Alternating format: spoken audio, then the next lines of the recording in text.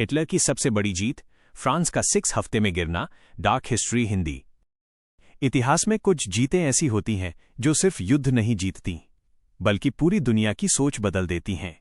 1940 में एक ऐसा ही युद्ध हुआ जहां एक देश जिसे दुनिया की सबसे ताकतवर सेना माना जाता था, सिर्फ 6 हफ्तों में घुटनों पर आ गया। और जीतने वाला था एडोल्फ हिटलर। 1918 पहला विश्व युद्ध खत्म हो चुका था। जर्मनी हार चुका था और फ्रांस विजेता था। जर्मनी पर ऐसी संधि थोपी गई जिसने देश को आर्थिक और मानसिक रूप से तोड़ दिया। यही अपमान हिटलर के दिल में आग बनकर जल रहा था। उसके लिए फ्रांस पर हमला सिर्फ युद्ध नहीं, बदले की कहानी थी। फ्रांस को पूरा भरोसा था कि अगर जर्मनी हमला करेगा तो उसे रोका जा सकता है। उन्होंने बनाई मैजिनॉट लाइन, मजबूत दीवारें, बंकर, तोपें और सैनिक।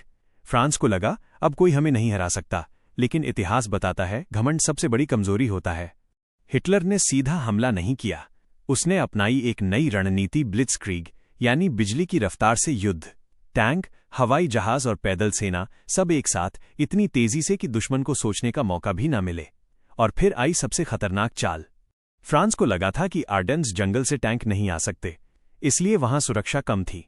लेकिन हिटलर ने पूरी टैंक सेना वहीं से भेज दी। जब फ्रांसीसी सेना को समझ आया तब तक बहुत देर हो चुकी थी। जर्मन सेना देश के अंदर गहराई तक घुस चुकी थी। 14 जून 1940 जर्मन सेना बिना बड़ी लड़ाई के पेरिस में दाखिल हो गई। वो शहर जिसे दुनिया प्यार का शहर कहती है, आज हार चुका था। फ्रांस सरकार भाग गई, सैनिक टूट चुके थे और फिर फ्रांस ने हार मान ली। 22 जून 1940 फ्रांस ने आत्मसमर्पण किया। लेकिन हिटलर ने एक अजीब फैसला लिया।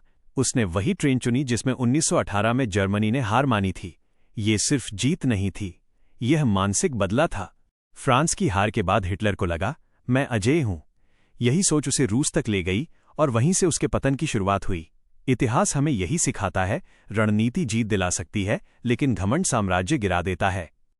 ऐसी ही सच्ची और डरावनी ऐतिहासिक कहानियों के लिए हिस्ट्री वुड चैनल को फॉलो करना न भूलें।